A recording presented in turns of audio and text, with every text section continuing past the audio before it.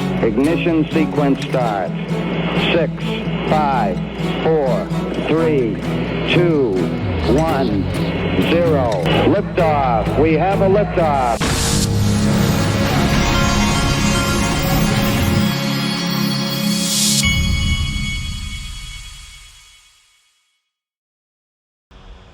Hey everybody, this is the Digital Asset Investor, and look at this. iTrustCapital, who is one of my sponsors, breaking Bitcoin knocks out $80,000, setting a new all-time high record. Amazing what happens when you get all the bad guys out of the way. Trump wins. Check out the market, folks. Boy, 2025 is going to be a big year. This market is at 2.72. I've seen it as high as 2.75 trillion today. There's your Bitcoin over 80,000. And look at what we have here. XRP over 10% in the last 24 hours, 21% in 7 days. We've come over 60 cents. What if we get our XRP all-time high this year? And by the way, XRP climbed into the number 8 spot per RisXRP. Number 8 spot. I believe this story. How many times have you heard Brad Garlinghouse in the last few weeks and months bring up the fact that before the SEC and all the stuff against Ripple, XRP was at the number 2 slot? He's brought it up time and time again. I consider that to be a signal of where we're going. I've always felt like, if you think about it, the only money that is ever going to go into Bitcoin is speculation money. But these other digital assets will have utility and speculation. People don't like to hear it, but if you really think about it, it's almost impossible for Bitcoin to keep the number 1 spot over time, because utility is going to be coming in for these others, but not for Bitcoin. You get the picture. Look at this. Black Swan Capitalist. The SEC has a lot to answer for. Its involvement in the collapse of FTX, Terra Luna, and Celsius, while laundering stolen investor funds between the World Economic Forum, Biden admin, and Ukraine. Add to that their regulation by enforcement targeting Ripple while giving Ethereum, China, a free pass. But that's not it, folks. Remember this Ryan Selkis tweet from November 5th? This time next year, Gensler, Mayorkas, and Fauci should be in jail. And I said, with Gary Gensler, being fired is not enough. Gary Gensler needs to be held accountable for all his actions. Remember this? Hey, real quick, last question. I think it might have came up. You were Hillary Clinton's CFO in the campaign, right? It's part of my history. Were you? Yes or no? In 2016. Did you facilitate the payment for the Steele dossier since you were CFO of the Hillary Clinton campaign? Sir. Yes or no? Sir. Yes or no? That was not. You're under oath, Chairman Gensler. Yes or no? I know. It was not something I was aware of. I yield back the rest of my time. Thank you. Folks, I want to reiterate something. This is not about, oh, Trump won, so now we're going to get revenge. It's not about revenge. If you want to fix this country, you have to go back to a country where the laws apply to everyone. The only reason Gary Gensler has been willing to ignore the entire country and do what he's done at the SEC is because he's never been punished for anything in his whole career. He's been protected by being affiliated with those people whose last name starts with a C. He's been protected. The protection's gone. These people, if you don't want them to repeat their behavior, that's everything you've seen over the last 5 to 20, 30 years. If you don't want them to repeat those behaviors, they have to be punished. The rising bad guys have to see them being punished so they know that if they ever try it again, repercussions will be had. Just like raising a child, folks. If the child is disciplined and he knows there's consequences for his actions, he won't do it anymore. It's a real simple concept that we've gotten away from in this country. I was reminded of the picture of Brad Garlinghouse and Stuart Alderati, so I put it out here along with this Trump. This is Trump when he's dancing to YMCA. Gary, you're fired. This is from John Reed Stark, who was an SEC guy. He's been extremely supportive of the SEC. Look what he typed. The stark reality is The people have spoken, and the SEC should stop all crypto enforcement, dismiss, settle all ongoing crypto litigation, and Chair Gensler should resign. President Trump's victory was a mammoth landslide, and it should be respected. To the moon, I guess.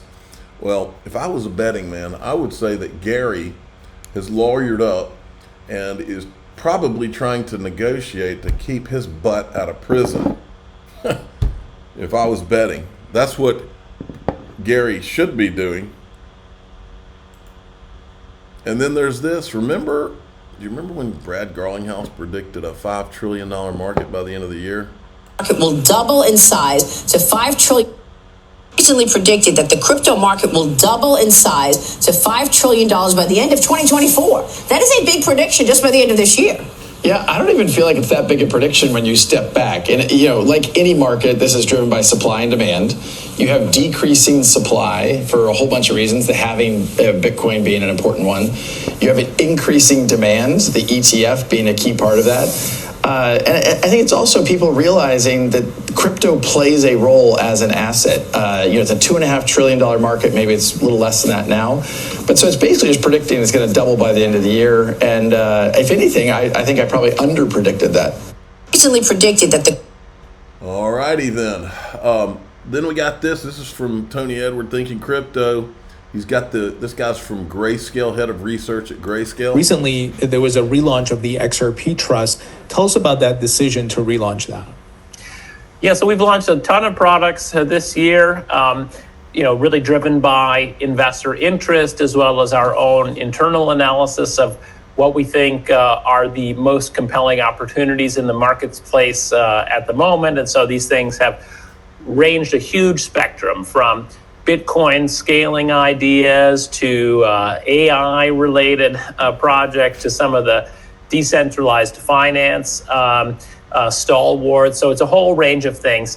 XRP is one example of that, and I'd say that one, really driven by investor interest. There are a lot of XRP enthusiasts out there, and we wanted to be able to offer that product. We previously offered an XRP product and withdrew it after some of the legal issues emerged. Now that we're, we felt we were ready to offer that product again today, and the investor receptivity has been very good. So it's really a combination of investor service and our own views on the industry opportunities that drive these product decisions. So, of course, a lot of people want me to ask you, when is Grayscale going to file for an XRP spot ETF and even a Solana spot ETF? So the current filing that people should be aware of is for a diversified product. So our product, the Grayscale Digital Large Cap Fund, GDLC, owns Bitcoin, Ethereum, and other large cap tokens in smaller size, Avalanche, XRP, and Solana. So that could be the first, that's an active filing, and investors can take a look at that. That would be the first example of XRP making its way into the ETF structure here in the United States. There you go. Now, I'm seeing a lot of bullishness. If you haven't figured it out yet, folks, it's liftoff for crypto. This industry has been held back by these regulators really for the entire existence of it. It is about to be let go, and you're going to see all the people who've been waiting for the water to be warm to come in. And you and I, who've been here suffering through all the tough times, we get the benefit.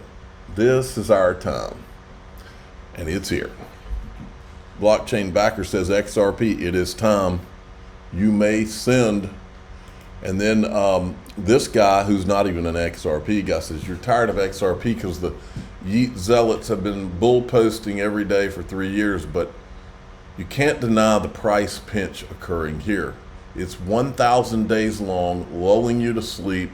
Now I'm telling you, the explosion is coming sooner rather than later. Now, Charles Hoskinson has issued an apology by pure coincidence.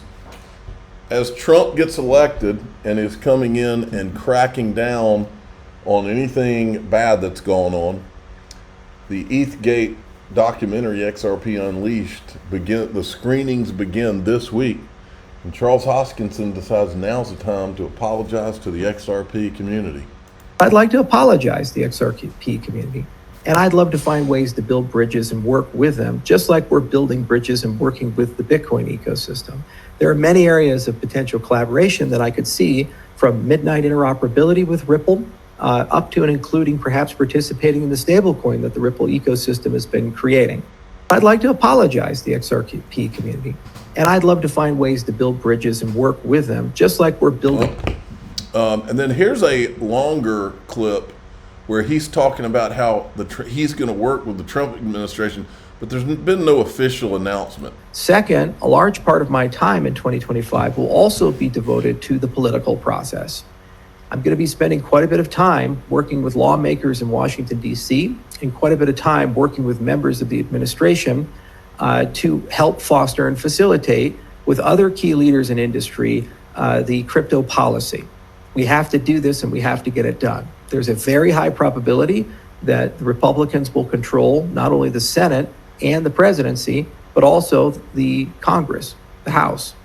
And in the process of doing so, this is the best opportunity we have ever had in the history of the industry to get clarity for our industry and remove the sort of Damocles that the SEC has reigned over the Cardano ecosystem, Ripple ecosystem, the Ethereum ecosystem, reigned over Solana, reigned over all the major ecosystems, and actually including Bitcoin in many respects, despite the ETF approvals. None of us signed up to have companies like BlackRock dictate to the United States what the crypto policy should be. The crypto policy should be written by the American people, the American crypto industry, and by well-meaning lawmakers who are willing to take the time to listen.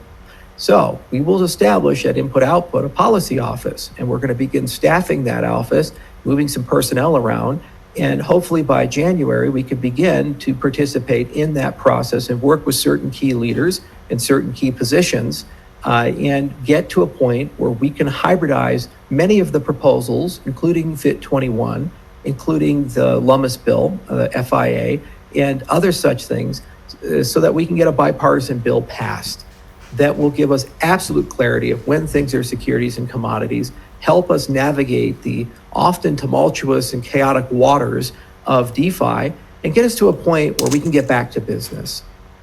No one in this industry has asked for a subsidy or a bailout. No one in this industry has asked for special rules or special treatment. All we've asked is to be left alone and be able to build our businesses and create trillions of dollars of value and millions of jobs for the American people. I think with a message like that, it makes absolutely no sense to those who aren't corrupt and those who are listening to actually get a law passed. Okay, I'm not going to play the whole thing. I think I had one more thing. Yeah, I wanted to show you this. So Charles, he basically said he's going to be working with the Trump administration on crypto. Here's a picture. He was an RFK Jr. supporter. Now, look, I have no problem with Charles Hoskinson, and I'm all for the apology. But that doesn't mean that if what I think's in the XRP Unleashed documentary, where he, I mean, if you look at the trailer, you can see where he's basically saying that Vitalik was, the Chinese were trying to back China and all. And I don't know what Charles Hoskinson's position was on all of that. But I put an asterisk beside whether I think it's a good idea for him to be in the administration. I want to see what else they have in there. Now, in DAIXRP.com, here's what we're going to talk about. I found a great video of what all we've been through with all these evil bastards, okay? What they've put us all through. And like I said earlier in this video, these people have to be held accountable, because if they're not, they'll just come back 4 years from now. If they're not held accountable, somebody else will say, oh, well, they got away with it, I'm going to do it too. They've got to be held accountable, and we're going to show you what they did to us, and I'm going to show you some of the things that must be done. I'm the digital asset investor. I'm not an investment advisor. This is for entertainment purposes only. Please subscribe, hit the like button, tell your friends and family, away we go.